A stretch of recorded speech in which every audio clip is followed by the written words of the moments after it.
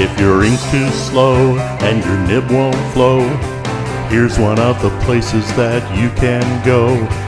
Larry is here to see you through with Mr. Announcer and Cubby too. It's Larry's Fountain Pen Reviews.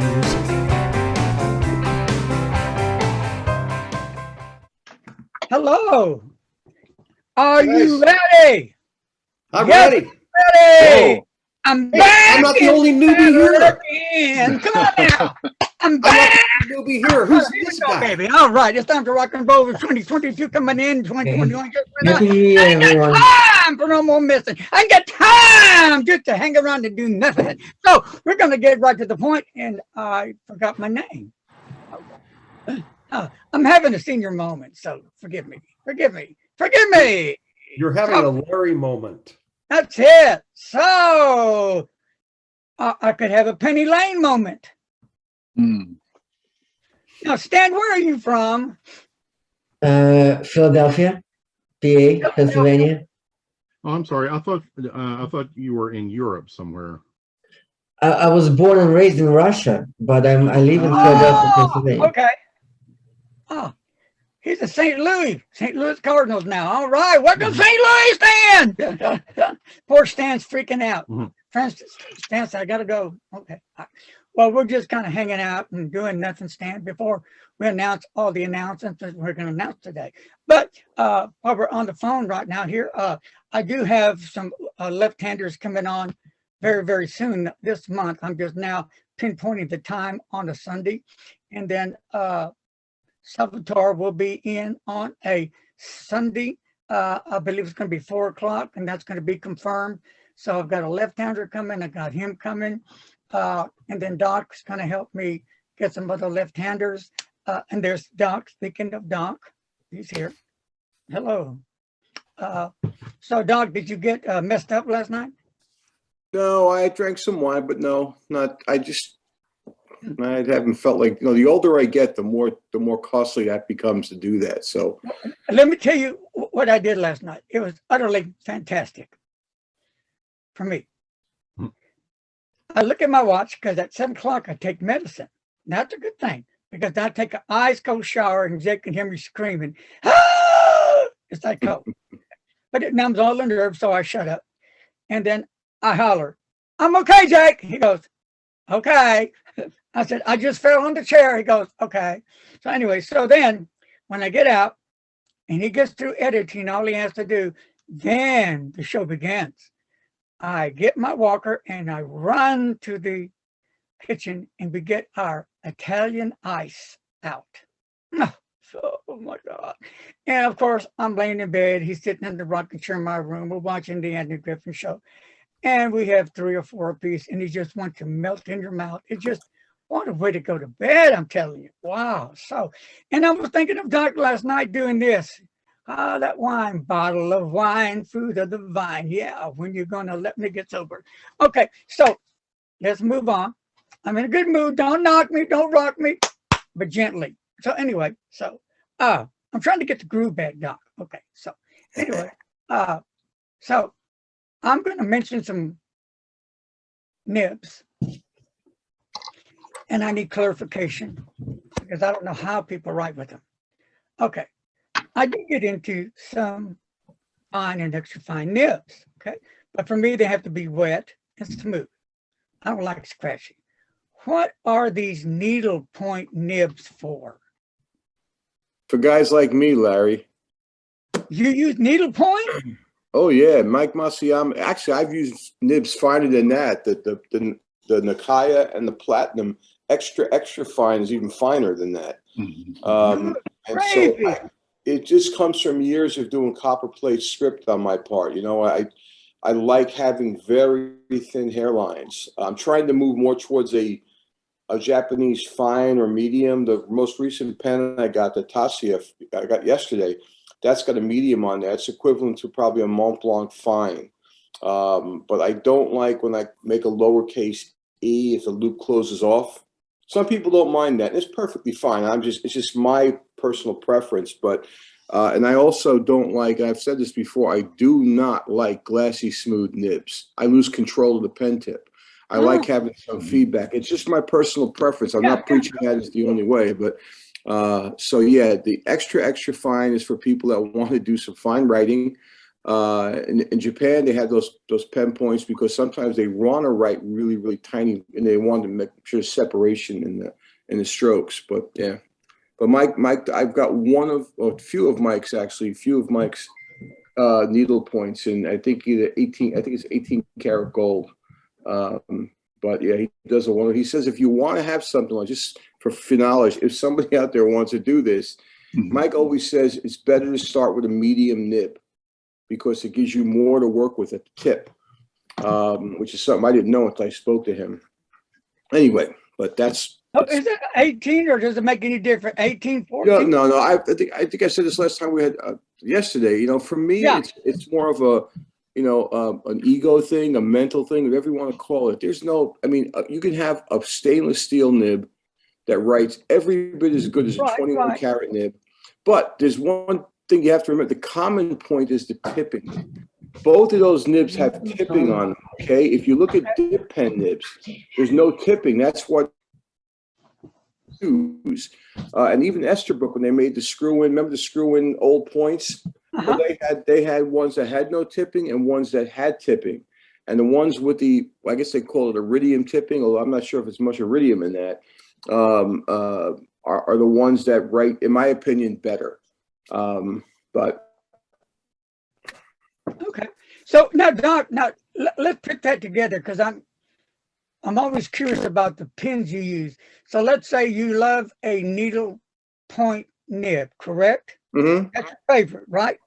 Well, my favorite is a Sailor EF 21 karat nib, 18 karat nib, and 14 karat, but the Sailor EF size. The geometry of that tip is very much in my wheelhouse. So, okay. So, on what size of pen would you use that? Like a 149 or a Sailor or a King of Pens or Leonardo? It's a good question. The problem with such fine points, and I think I might have posted this some time ago, but the King of Pen usually comes in medium or broad. And I remember asking Masayama, because remember Mike Masayama was trained by Sailor, he worked for Sailor. I says, why don't they ever make one in extra fine? Or I'd have a whole collection of King of Pen nibs, pens. And he said, because it's a 21 karat gold nib, Sailor found that when they made extra fines or fines with that, because people don't write with a feather-light touch, they have more pressure on their pen, the nib times would start to do, this as you apply pressure to it. And it made for an unpleasant writing experience. So Mike said, listen, Joe, if you want me to grind that down, he says, I will, but you got to make sure you use ultra-light, almost no pressure with the pen. So most of what I do, the main pen I use for most of the writing you see me post is a regular Sailor Pro Gear 21 karat EF nib. That's that's my main workhorse nib. I still have Mont Blanc and the EF, but remember the Mont Blanc EF is equivalent to a Sailor fine in that approximately. So Doc, that Sailor EF nib you're talking about, is that the one that he was saying you got to use extra light touch? No. The difference is the regular Sailor Pro Gear nib is a size 6. The Sailor King of Pen 21 karat nib is a size at least an 8, maybe larger in size, and that extra not mass, but the extra surface area that it just makes the pen more springy, I guess. It's sort of like the difference between a Pelican M600 versus an M1000.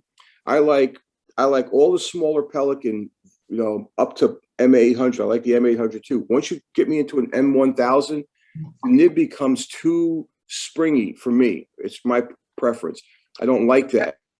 And I think I suspect, I don't know this for a fact, so I'm not stating it as fact, but I think what Sailor does is they use the same amount of gold for an M800 as they do for an M1000, just press it thinner.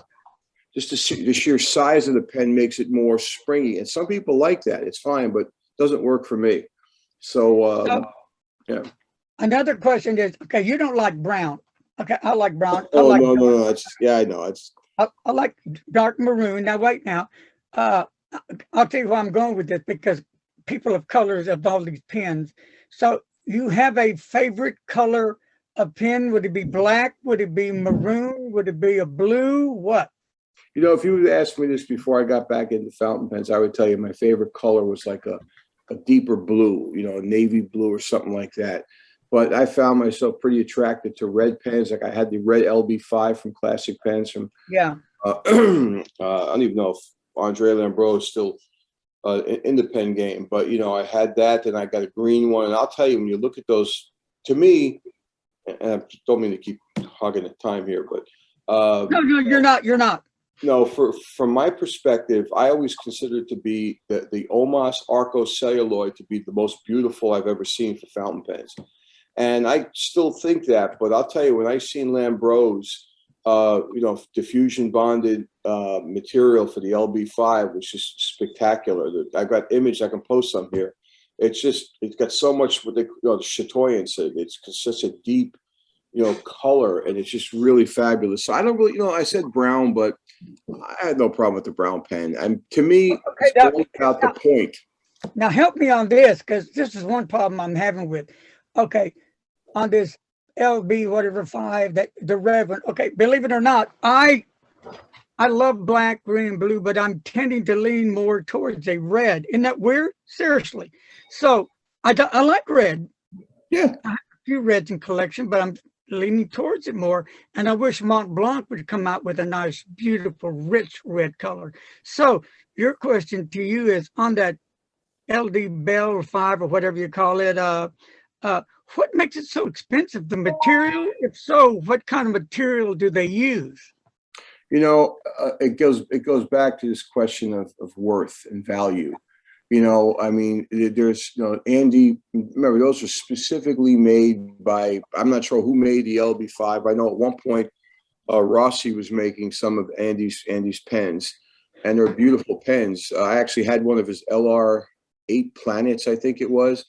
But listen, when I first bought that, the first one I had that's red, I'll post some images in a minute. You know, it was a beautiful pen, but again, it only had a medium.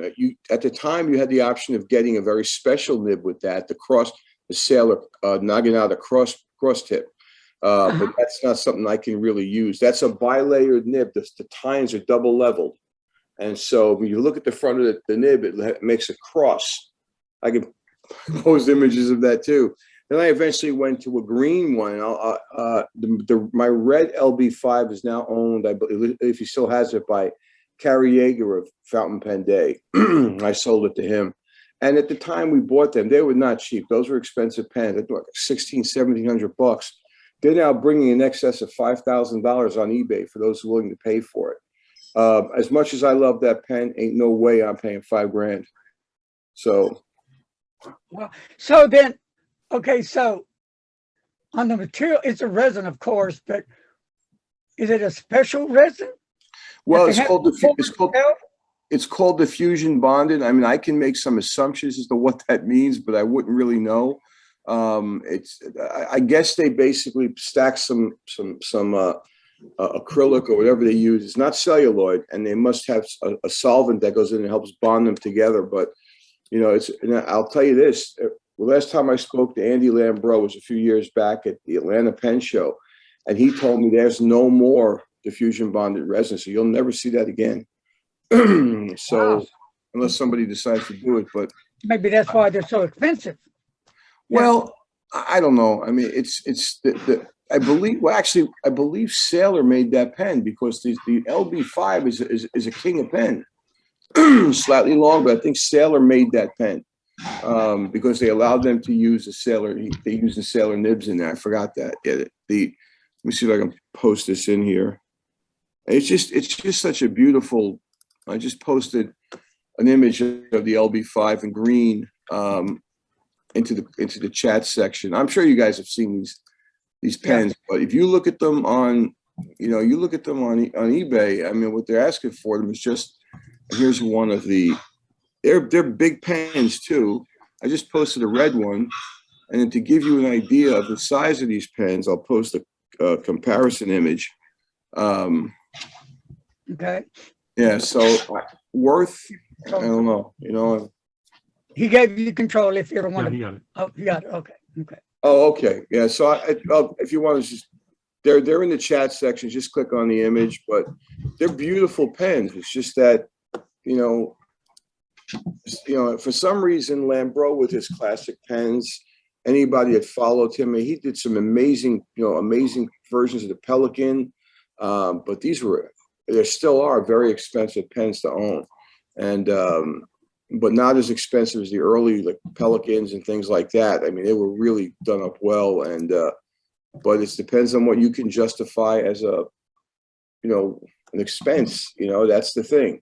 I think even if I was a billionaire, there's certain things I still would not spend that much money on. They're beautiful pens, but I've always wanted one, and I've looked one up years ago. I really, really always wanted one, but when I looked it up, it's like $4,500. No, I could buy that. I couldn't touch it.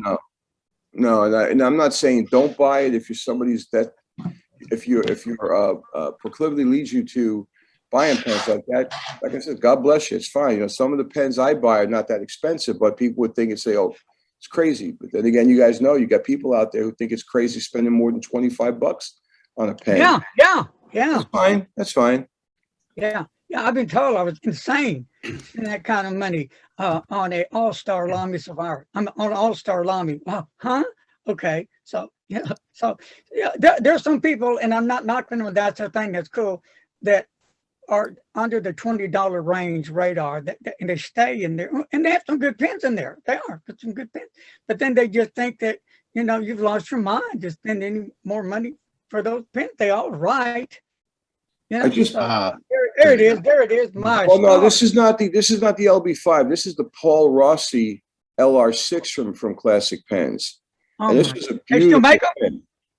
No, this is a beautiful pen. I got this, I think, off of, I want to say I got this off of Brian Greer Chatterley Pens, but I sold this pen a while back. Some of the images I post, I no longer own. But I will say every image I post, I either do own or have owned in the past.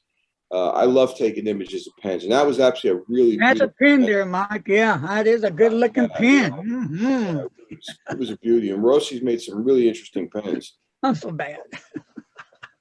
Poor Mikey. So anyway, he's gonna get ugly. What's that? I said Mikey's gonna get ugly because I'm picking on him. Oh, I think you're picking on Joe, not Mike. no, it's okay. No, I wouldn't pick on Joe. Joe cut me off quick, and that's it. I'm done. It's all over but the crying time. I have to go knock on his door to get my teeth fixed or something. I think you guys seen yesterday. I posted this. This came in yesterday. This is the Tassia. Oh, Yeah. What a gorgeous pen this is. It really, really. Open it up. What's that? Open it up. Oh, it has very similar appearance to the one with all the eggshells and stuff. It's a number 6 Sailor nib. This one I got in the medium. I'm just trying to get myself a little thicker in pen stroke. But it's a beautiful pen. Sorry. It's a beautiful pen. And it basically is a Sailor Ebonite King of Pen. Beautiful red, isn't it? It's a red Urushi with the gold. It's got gold on one end and some silver or whatever white gold work on the other end. But it was a lot less still expensive, but it wasn't as expensive as the one with the eggshells that I showed you guys and all the abalone inlay. That was probably about another $700-800 more money than that one. But I really, really like these pens. I really do, and because they got smaller nibs. Some people want to see the bigger ones, and that one with the eggshells, they do make one with a King of Pen size nib in it, either medium or broad. But that starts to approach $3,000, and that's an area where I've got to really want it to spend that or a little more than that on a pen. But I don't do it often. I did it for the Mont Blanc Hemingway. So I owned a Hemingway the first year it came out. And then when I sold my collection back in the 90s, years ago, you know, I always regretted selling that pen. So I found one that was in mint condition. It cost some ridiculous amount of money to buy it back. But when I first bought the Hemingway, I paid about $472 for it, way back in '92. So. Wow. Cool. So Joe, what nib, when you write letters, what size nib do you use? Me? Yeah. I use a Sailor EF, extra fine. Extra fine? Yeah, I mean, it's got the right amount of balance between smoothness and feedback that I personally like. And there's nothing wrong with wanting a smooth nib. You know, if you take a smooth surface, like a nib, and you run it over glass, that's what most people like, that smoothness. It just, to me, it doesn't. The only way you can get a Sailor nib like that, they don't sell them individually. You have to buy the whole pen. Well, yes, and I know, like with you might have seen that I had one of those custom Japanese pen, the Hakase, which are, you know, they take about a year and a half to get. You order them, and they make them out of beautiful materials, not only celluloid, but they also make them out of animal horn and stuff like that. But they use Pilot nibs in their pen, so they will actually buy the pen, you know, and even Stylo Art, another guy from Japan, they will, you know, purchase a Pilot pen and then use that 14 or 18 karat nib and basically fit that into the pens they make. As far as I know, they don't sell them individually. Because you're talking about stuff in the realm now of Bach and Schmidt, and although Pelican sells their pens nibs individually. If you remember when Tim Cullen was on, I totally forgot I gave him an M1000 nib, you know, years ago, and just because it's like, for me, it's like riding with the fire hose. I love it. Hey, if you like it, it's great. You know, Dig it. I'm feeling it, baby. All right, Stan. A while back, you were asking Mike a barrel or a pen you wanted him to make for a nib. What was that you were talking about? Can you repeat it again? Because you kind of broke up a little. Okay. You were asking Mike Green if you could make a pen for a certain nib you have. Is that correct? No. No? Were you asking? What were you asking? Was that the right one, Mike? Remember Stan was asking something? Oh, I was asking if, what was I asking?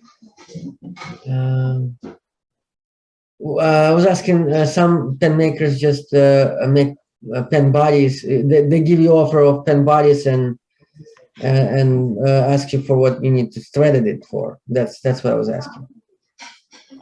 Okay. Yeah. I mean, pen makers. Yeah, you can make pens for different nibs. Each nib, you know, holder usually is threaded differently, like Bach and Jovo. Like number 6's, the nib itself is roughly the same. It doesn't actually fit into the feed exactly the same, the holder, but the actual holder material, holder threading is different between the two. So if you have a pen made for Jovo number 6, you can't get you can't just thread in a Bach number 6, even though the nibs are the same size.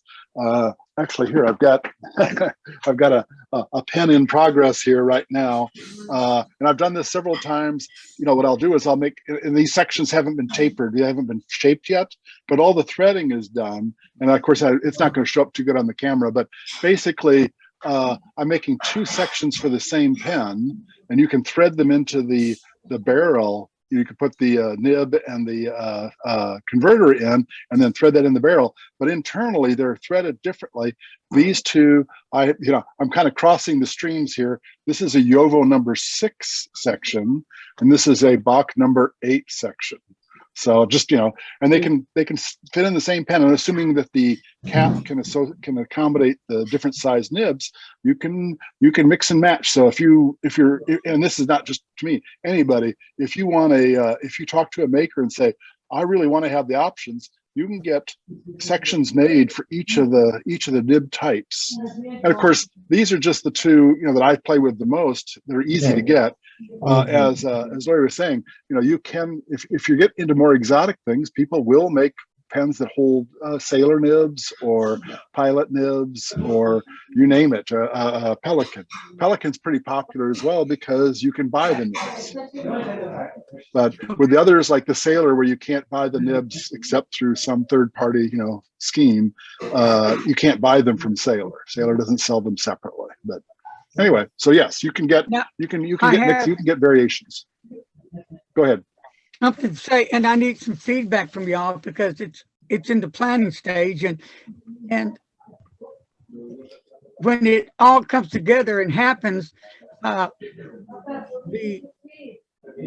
questions that will be asked when I have the Zoom are going to have to be direct, to the point, blunt if you need be. Here's what's happening. Since 2015, I've been working with the Indian pen makers underground, trying to help move their products. And for some reason, they just have not been able to open the door. They're criticized a lot by different countries. Some do not like their pens at all. They don't like the way they write. They don't like the way they feel. They leak. They have problems with them. And some people do like them. So I've got a few pens from Magna Carta and Click. And I can only speak for those two pen makers right now. Their pens are excellent. I have found not any problems whatsoever. The nibs are smooth, wet. They have grading flow. They don't skip. They don't take out ink. They don't do anything to make the pen bad. They feel good in the hands. So what has caused India to get a bad reputation with their fountain pens? Why aren't they up there like a lot here in the state, like Edison's, Noodler's, Lamy, Safari, Lamy All-Star, even Pilot? I've seen some magnificent pens by Magna Carta, and I've reviewed some really beautiful, stunning fountain pens. So what is the deal? Why is people turning their heads on Indian pens? Can anybody elaborate a logical reason why? Ari, I think with that, it's really about perception. Somebody may have had, if you're talking about leaky fountain pens and they're using Yowo or Bach nibs or whatever, even the steel ones, that's not a problem with the pen maker. That's a problem with the nib unit, because that's a converter that goes in, might be the way it fits, unless you're using the pen as an eyedropper. So I don't see any reason why there should be an issue with that. I mean, geez, there was a time with guitar players where, guitars that were made in Japan were perceived as being cheap. Now they're actually among the best made guitars. And I mentioned the other day about China. China makes some jazz guitars that they're just to die for. It's about a perception. I don't know if the quality control in the beginning is maybe as good as it should, but there's no reason why somebody in India can't make a pen and every bit as good as Pelican. I mean, well, maybe with a different reason. Right. Yeah, so I don't see a real issue with that. It depends upon. The other thing you got to keep in mind too is that when you buy a pen from a foreign country, if you have a problem with the pen, either the person here who's selling it, he has to fix it, or you got to ship it all the way back. And I've had that happen with Nakayas, where I had to send it back to Singapore. FK, who does the Aesthetic Bay in Singapore, I had to send a pen back to him for some work, and it wasn't their fault. It was something I did to the pen. The shipping alone is enough to cripple you. So I don't really think I just think it's a perception thing. Yeah, there could be some cheap pens, but geez, there's cheap pens made in the USA too. I mean, I don't see any big deal there. Okay, so here's what's happening. So we're in the planning stage now, and I'm going to be having a special Zoom, and I don't know yet how many actual Indian pen makers will be on. I know two of them will be. I believe it's going to be Click and hearing from Magna Carta. I'm pretty sure those two, and they are going to bring on a few of their fellow pen makers as well, and the people will be able to ask questions to see if we can find out what's going on, why the Indian pen isn't as popular here as in the state as other pens, and they're going to be open for every question you send them. So that's good. It's going to clear the air, I think. It's going to help us breathe more and see if we can get to the root of it. But I think Doc probably hit one of the topics of the reasons. Maybe there is more reasons behind that we're unaware of or I don't see. So you don't want to be looking for that, because that's going to be, I think, a really good educational Zoom to really get to the heart of the Indian pen, because I'm going right to the heart of it now. So let's see what happens, right? Right. But they do Okay. use Bach. They do use Bach and or Jovo nibs, right? What are they using? Yes, and Schmidt too.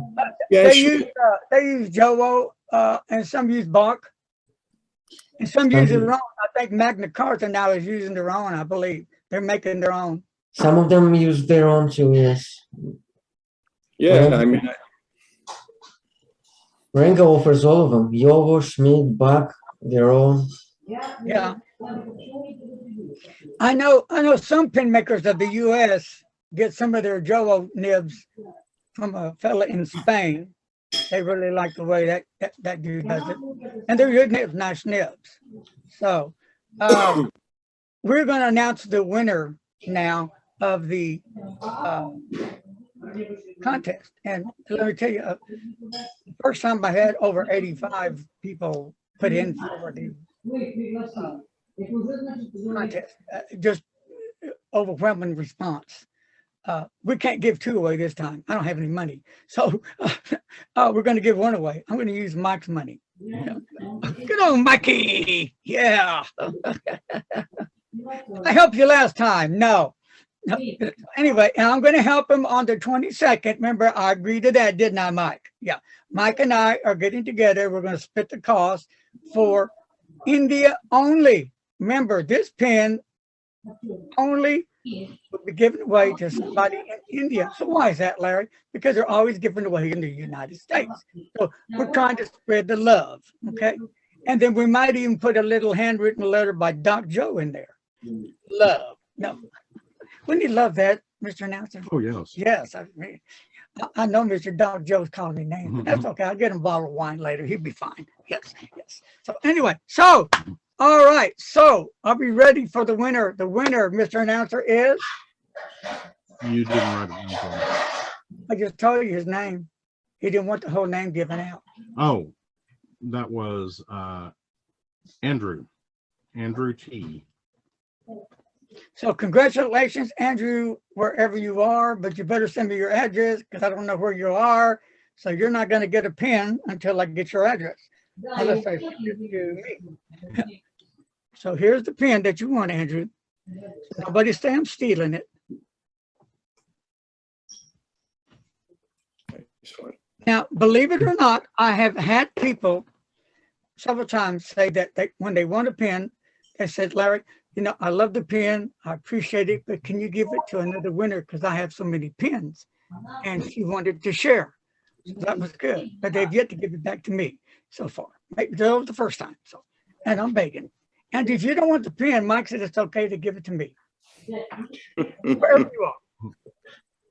Now, Andrew could live on Mars. I don't know where he lives. So anyway, so that's my, now. Dun, dun, dun, dun. The time has come to unveil the one and only, the amazing Mr. Announcer. And Mr. Announcer, will you make yourself visible? Hello, I am Mr. Announcer. Let me explain the name thing because you've heard several different names. My full name is John Kelly Harper. For whatever reason, my parents called me Kelly instead of John. So that was what I grew up with. When I got into college, I started kind of going by John because that's the way the records went. When I moved to Fort Worth and started seminary, I got a job at a print shop. There was already a Kelly there. So I started going by my initials, JK. And after a while, JK sort of morphed into Jake. By So me. that's how it goes. Most everybody calls me Jake, except for at school where I'm Kelly. I teach computer programming at Aledo Middle School, and I have been a music associate pastor over the years occasionally. So that's me. Yeah. Mission. And just the other day, Mr. Announcer called me a spastic. How you like that? He called me a spastic. I guess because I was acting up, wasn't I? Yes, you were. I don't care. I do it all the time. So anyway, so when he's in You his suppose, I've got an idea for a show. Okay. Why don't we have a show on Larry's Zoom without Larry here, so that we can find out from Jake what Larry is really like at home? Oh, he mentioned that. He has mentioned that. Yes. And I The gotta be real careful. Larry. No, he's mentioned that. Well, actually, a lot of what you see here is him. He's loud and energetic. Energetic. That's good. Hateful. Does he like ring bells and blow whistles and do all that crazy stuff around the house? No, he just yells down the hallway. Oh, well, Ring on the, bells? okay, yeah, on Yeah. the drums when you're in there. Is he a sharing person? Does he share his cookies with you and stuff like that? or- Actually, he does, yes. Okay, good. Like I said, they don't last but maybe a day, 2 days, and they're gone. That box lasted 3 days. No, it didn't. It was 2 days. That's because I didn't eat that last package until the day after that. Well, that's not my problem. They're officially gone in 2 days. No, I still had some on the Oh, you third took day. them out of the box, gone, out in the story. Okay, so see there, he can't count. Anyway. And I'm illiterate. What else am I? Oh, that's the most exciting thing. He does voice a recording on his emails and messages that never goes back to proofread them, so they come out. That's for sure. I can testify to that. Doc too. Doc says, what the heck is he talking about? He sent that list of questions to me, and I'm like, Larry, I don't understand what you're asking me. So I had to have him give him clarification. It happens to me too, because I use the voice to text, and it's my Brooklynese dialect or whatever it is, or I slur my words, and I get these weird, and sometimes it's really weird, and it's like, you gotta go back and be real careful before you hit send. So. And I don't check for punctuation, do I? No punctuation, not usually. No, No. nothing at all. As long as you can get your point One across. long sentence. That's it. Oh, well. And of course, when I went to Catholic school, the nuns didn't like that. So, Well, I got punished a lot when I was in Catholic school, Yeah. a lot for my handwriting. It's still pretty sloppy. But it's what I do is calligraphy. It's different. I don't take notes that way. If you see me I rarely ever take notes. If you see me take notes, I couldn't read it. And I'm not being, I'm not joking. My handwriting is horrible. People like Mike Ward, those guys work for real handwriting. If you watch them when they move, my stuff is very, very slow. You're gonna take notes that way, you're gonna miss most of it. So. like today, this morning, I was writing a letter, and I did pretty good on the first page. But when I got to the second page, not good. So, It's focus. I know when I've gotten letters. I've gotten letters I can't even read. I have to have Mr. Announcer translated. Well, nowadays, though, the kind of stuff that you see, the Mike calligraphy, the copper plate stuff, or Mike Ward stuff, there are young people around that could never read that, because it's more of a cursive-based hand, and they're used to seeing things on computer screens. So, but no, I think the handwriting aspect of this is important. I've always said, you guys heard me say it a number of times, if you don't promote handwriting, why do we need fountain pens or any kind of pen for that matter? So.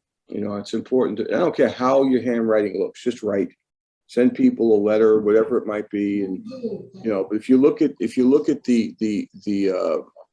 like the best stuff I've ever done when it comes to copper plate. I don't know how much of my copper plate you guys have seen, but I would tell you this: on a single page, if I was writing a piece out, I might only do 2 or 3 words and have to get up and walk away from it, because if I didn't, I'd lose my focus and it wouldn't be as exacting as I wanted it to be. Not perfect, but to the best I can do. And so even the past masters would do stuff like that. They would maybe write a sentence and stop, because it takes intense focus and flow of the pen to be able to do some of this stuff. And hopefully you guys have seen some of Michael Ward's videos where he does his late night 2-hour sessions, and he just shows you how his pen moves. You can just tell it's just gliding over the surface, Mm-hmm. I've got something I was going to ask you. Yeah. A technical issue. I'm getting a lot of background noise. Like somebody's talking. Is that a technical thing, or what could that be? Maybe it's from me. Maybe it's coming from me. I think it is your background, Stan. Oh, that's better. What was that, Stan? He's got a few people here and they're loud.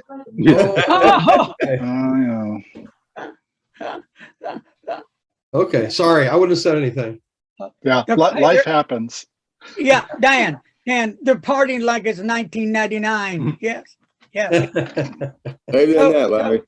So again, Mr. Announcer has an archive out that he has for the Zoom streaming schedule, and it looks. Where is that?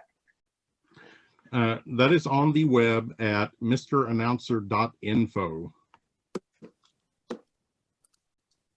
So that's where you can find stuff, as long as I remember to remind him who's coming, who canceled, who changed, or what. And there's stuff that he's going to have to be putting on, like with Diego. You can put pending on Diego, and then on who's the other one? I'm waiting for Salvatore. I thought we had him down for 4P on the Sunday. On what date? Because I don't see him on here yet. So those are one on the 30th of January. Because we need to put that down. Yeah, I've got that. It's on there. Okay. I do not. Yeah, I see it. I apologize. I see 4 p.m. Yeah. So also now Diego, I have found out he's a left-hander, so he'll be on. And I'm trying to get more left-handers, and I think Doc's going to try to help with that, because there's more people than I thought that have interest in left-handing writing. And I'm still trying to get to the heart of the manufacturers that do Visconti and Pilot and pens like that, to see if I can get them on. So there's a lot of going on, but it just takes a lot of time and work to try to get a hold of these people. But eventually they'll come. So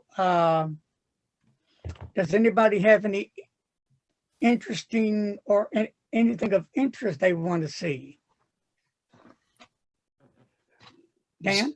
Stan brought up something here about getting somebody in repair or something like that here, and I'm kind of interested in Nibs Smiths. I'd just love to hear a Nibs Smith interviewed. Mm-hmm. To just get their perspective on when they get a nib, what they're looking for, what they're looking at, and that. Dr. Joe said something here a while ago. I thought, wow, that's really something you really need to think about. Doesn't matter what a pen is made out of; it's still got tipping on it. And if they're grinding it, I want to know when they're grinding it. Are they grinding off the tipping and retipping it, or? I'm already on that. It's on the board already, just waiting to get confirmation. That's already been done. Typically they don't retip it unless they have to. That's specialized equipment, because you take this, and there's some not controversy, but I don't really. People think that's pure iridium on the tip. I've read some stuff before that it's not. I don't even know. I mean, Stan, you may know that. I mean, I don't even know if it's 10% iridium, but whatever it is, it's better than writing with just a pure gold tip. You have input on that, Stan? There's very, very little iridium on the planet. It came from meteorite. It is incredibly expensive. So there is no way anyone would be able to afford to make a tipping of 100% iridium. It's always going to be a mix. Have you guys ever seen the way they do that? They have a machine that has they have the powder below it, and then they have the nib come down. They put, I guess, some type of electric current, heats it up instantly, and it just fuses to the end of the point. And so Dan Smith would be a good person to, he's probably accessible. From the Nibs Smith. I don't know if Madashaw is still, there's a bunch of great people out there. Masayama, I don't know if he would, but the amount of different variations, it would be also another thing for the group that would be really good is to see what different nib tippings are used for, like the architect grind, and I would love to see somebody talk about the Japanese, the Nagahara and the Naginata nibs. Those are really, those are works of art. I've had 2 cross points in my time, and they're beautiful, but you get a finer line the steeper the pen is to the paper. But and those things can be really, really expensive. There's Concord, Emperors, and things like that, and it's amazing what they were able to do. Or he was able to do. I think the son now. I think Nagahara's son is the one doing them now, and there was actually a difference in the way they look. They were so. Well, anyway, Japanese have real, different approaches to point size and point geometry. I was just looking at a Concord the other day, but I'm not going to pick it up. Doesn't do me any good. So. Okay. Well, nibs are already on working. Left-handed's already working. In my question, because I haven't really, I've heard answers, but nothing that has satisfied my curiosity still. And I have the different resins written down. I don't have them in front of me, but what makes a pen so expensive? Is it the resin that makes the pen so expensive? Look, Larry, it could be, but in case of Mont Blanc that you and I both love, the fact is I doubt very much that resin is that expensive. What you're paying for is the cachet of the Mont Blanc name, and that nib is to me one of the best fountain pen nibs I've ever used. It may not be as small as I like, but wow. It makes a statement. It's one of those pens that make a statement, and some people don't like it. They don't think it's worth it. Yeah. And also you got to give Mont Blanc, they tell stories about their pens or it's after somebody that's so unique. So they wrap it around like well, one of the things I've always loved about Mont Blanc, even from 1992 forward, is they would actually make pens for the collector market. There are collectors out there that don't mind spending $5,000-$6,000 for a real beautiful work of art, and I've always given them credit for that. They still do it. Most other on Pelican, no knock on Pelican, but it's the M600, M200, M800. I just recently picked up. I don't know if I told you guys. I just purchased an M900 Toledo, and that should be here in a few weeks. I got it from Joost Appelboom. But Mont Blanc, think about it. They've got J.F. Kennedy pens. They've got Shakespeare. You name it, they've got it. And for the collectors that like that kind of stuff, it's a fabulous world, Yeah. It depends on who you target with a pen. It depends. Sometimes it depends on material. Like urushi is very expensive and very involved work. Mm-hmm. Yeah, John. Actually, probably should have John Brooks on at some point. John's become real famous for his manipulation. John and I have dinner at least maybe once every 2 months. He doesn't live that far from me, and he's doing really impressive urushi work. As a matter of fact, I have an Akatamanori Nakaya Dorsal 2. That's one of their higher priced pens. I was not happy with the Akatamanori finish on that. And rather than send it back, I gave it to John to refinish it. And so we're probably going to do something, put some gold leaf on it and things like that. But, he does beautiful work. I'm sure you've seen it. I photographed some of his pens for him, but I love urushi on ebonite, but he'll also put urushi on acrylic. There's many different ways you can do it, but that's, and that's true, Stan. That to me, urushi is one of the, I might like the way Arco looks, but man, there's something about the feel of urushi in your hand with ebonite. As long as it's fully dried up, because in its raw state, it's poison ivy. Yeah. Yeah. It can, it's got to be completely cured. Takes about a week to cure, so that's I've got a question here. I show my ignorance here. I always learn something here, but every once in a while I ask a question that shows what I really don't know. What the heck is urushi? It's a lacquer from the. No, it's a lacquer that comes from urushi tree that grows in Japan and one province of China. It's like it's collected the same way they collect maple syrup from maple trees. Oh, For the reference, and it takes a long time, a lot of collection, a lot of time to collect enough urushi for one pen, even a few months. So it's pretty involved. If you take a look, I'll post this image here and share it. If you take a look at this, again, the Nikaya Dorsal 2 is one of my favorite pens, and this is it. And I'm sure you guys have seen this before, but you see the way you can get the difference in tone. Like this, yeah. But not only that, what I didn't know when I first bought the pens a few years ago, is that the actual things that curve upward, those fins, that's not ebonite. That's actually layered urushi. I didn't know that. And if you take a look at where the edges are, they polish this. They put an undercoating of a lighter red and an overcoating of a darker red, and that's where the whole term, Tamanori comes from. It gives you this sort of variegated pattern. And this is actually the pen that I think I gave to John, because I wasn't liking the streaks in it. So it was just something to do. But that's urushi, but it's on an ebonite. They put them on ebonite. So anyway. And it's also one of the hardest materials in the world. Yeah, yeah. Mike, you're going to put some of that on my ebonite pen, aren't you? Oh yeah, I use urushi all the time. No, it's urushi's like they were saying. I mean, urushi is one of these things. I don't know how many they put lots of layers on. Each layer has to be cured, and again, some people are sensitive to it. I imagine the makers must have to be very careful. But the plant is related to poison ivy, so if you get it on your skin, it's not a good thing. And I imagine even the fumes are not good either. But I mean, it's an exacting science to art, I should say. I don't know if he still can do it because he's become really busy lately. But John Brooks can take an ebonite pen you make and put urushi on it for you. I just don't know if he's got because it's just him doing it. And so when the stuff he's doing now with that, Leonardo's been using a lot of his blanks, and so it distracts him from everything. So. But yeah, if you've made an ebonite pen, he could definitely urushi coat it for you. He has a requirement though with the threads. I don't fully understand this, but he likes the threads deeper for urushi. Right. I've actually had problems with a Nikaya where it was bind up as I tried to put the cap on. Mm-hmm. Yep. Yeah. Well, you're painting a lacquer onto a threaded surface, right?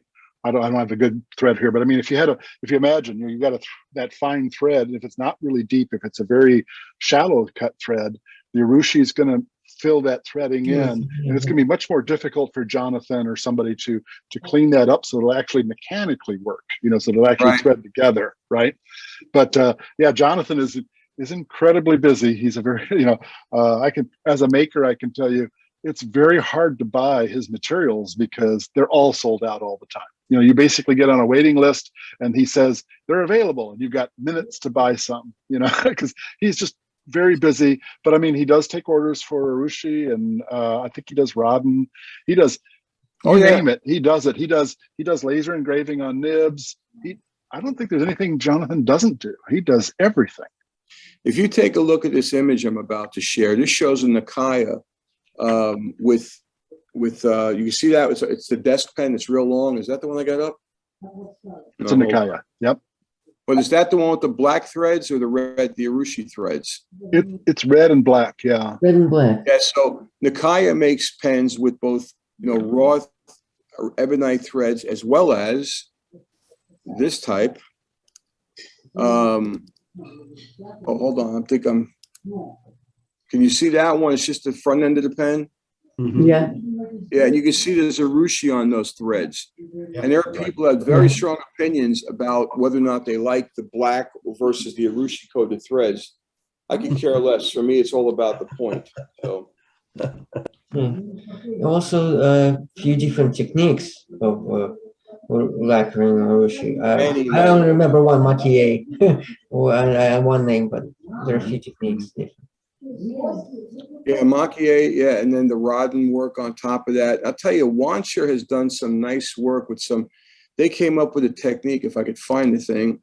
They came up with a technique to actually use plant leaves on the urushi, and yeah, here it is. I'll share this with you guys. So to get that kind of result on that high, beautiful polish, it depends how many coats you put on the pen. Yeah. Ooh, That one on the left. ooh, I like that. Yeah, so they did some technique that their artisans came up with. Wow, I love it. I will say that, I mean, some of I love the Wancher pens, but sometimes like the rodden work isn't as smooth as it should be. But you're also paying a heck of a lot less. You know, somebody, was it Dan or who told me, I forget, Tony might have told me about that Mr. Cypress. Do you remember the discussion about Mr. Cypress? He's a guy, I guess, in Taiwan that makes these pens and sells all these really elaborate rodden pens with, you know, scenery on there and things like that. So I'm picking up one of his, he does some work with platinum pens, a 3776. And so I'm picking up one of his, just to see what the work, it's much less expensive than you would pay for, you know, some of these high-end things, but the workmanship, I want to see what it looks like when I get it. But yeah, that's beautiful stuff. And as Stan was saying, there's many different techniques. There's rough versions. Again, help me out here. You know, likes a really nice high level of polish, like the pen you just showed, Doc. How did they get that? You have to apply a certain kind of polish several times on it. No, it's like anything else. They got to basically sand the surface down with. They hand rub these things. It's the same way they do with samurai swords. A lot of that's hand work that goes into that. You know, you got to be careful when you start using buffers, man. Buffers, you know, the wheel lathe buffer, that can go through your edges real quickly if you're not careful. So, but there's a real technique to doing that and doing it well. You know, but there's so many different kinds of urushi coatings that you can do. There are ones that Nakaya sells that it looks like the pen is cracked. It's a special technique. I forget what they call it, but you know, like there's a gap at points in the pen that were cracked. And it's not cracked. It's just the way they did it.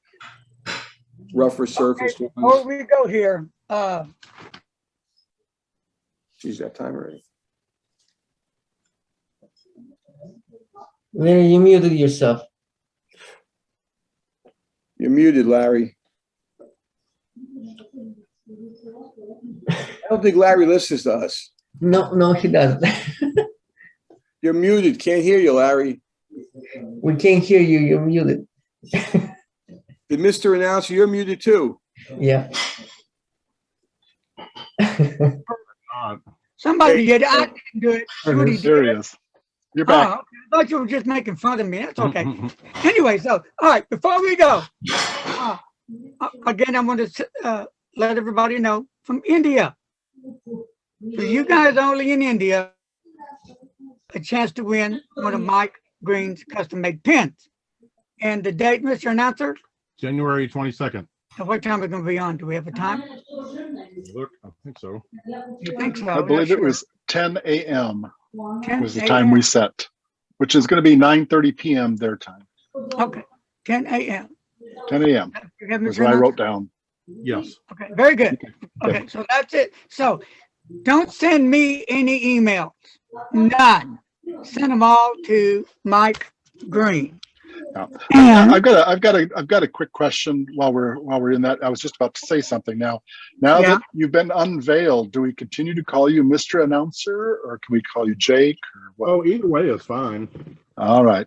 Yeah, Jake has already posted a couple of YouTube posts, you know, about the contest. The one that we just gave away the pen for, but he also put one on there. So if you need the actual address, yeah, there's the address there that you do. That email, mike@mighke.com.